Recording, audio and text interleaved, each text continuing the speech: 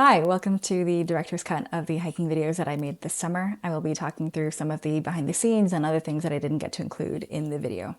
Let's go. This is day 36, and it is the day that we left Lake City and got back onto trail. It is day 36 hiking the Continental Divide Trail and Great Divide Trail combined. Right up.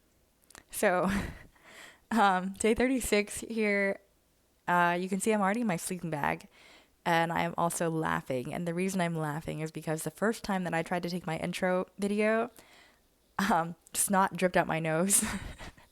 And so I had to retake the video, and I was laughing. Yeah. Outside where we stayed overnight, there's an amazing bakery where we had breakfast twice.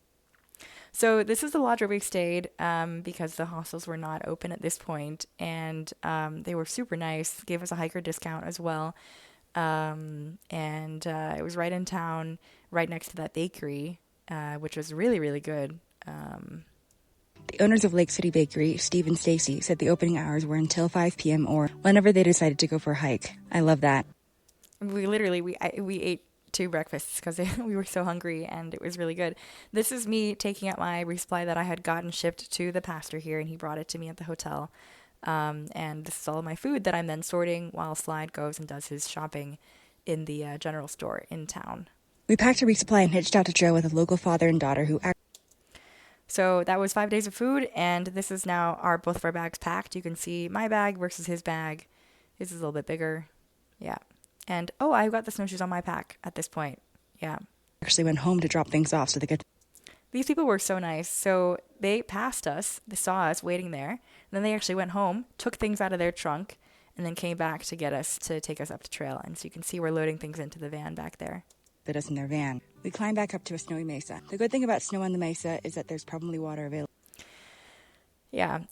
So the mesas in Colorado, they're very, very flat typically, and they're also very fairly dry. Like there's not, because it's so flat, there's not like water that's running, not a lot of springs or streams coming out of the mesa. So primarily at this point we're relying on like the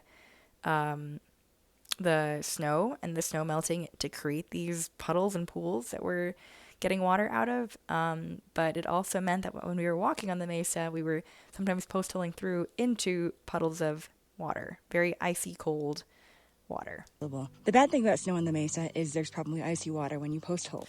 So you can see Slide is literally just walking through mud, it's not very deep water, but it is like the whole entire thing is a little bit of water, so and unfortunately my feet and legs, pants were already wet by the time that the hailstorm started, so it was more cold because I wasn't moving. We walked through icy slush and watched a storm roll in. The hail came down in big chunks, so we wrapped ourselves in.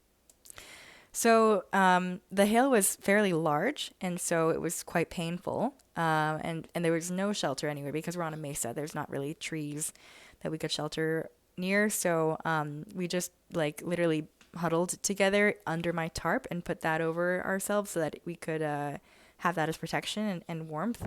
But I think we waited for long enough that I was starting to get really, really cold. Like my feet were really, really cold. I was losing a lot of body heat. I was thinking like, okay, if we don't move soon, I'm going to have to start pulling out my quilt and getting more insulation. Yeah. My tarp until it passed, but then I was so cold I had to get moving or get in my sleeping bag. It was already 5:30 p.m. and we wanted to do an early start the next morning, so we made camp and I immediately tried.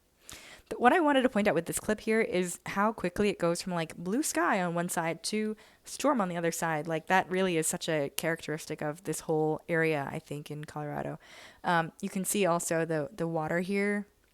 It's just like water under the snow on top of this mesa that's not really like it's not really getting absorbed into the ground because it's so wet everywhere. I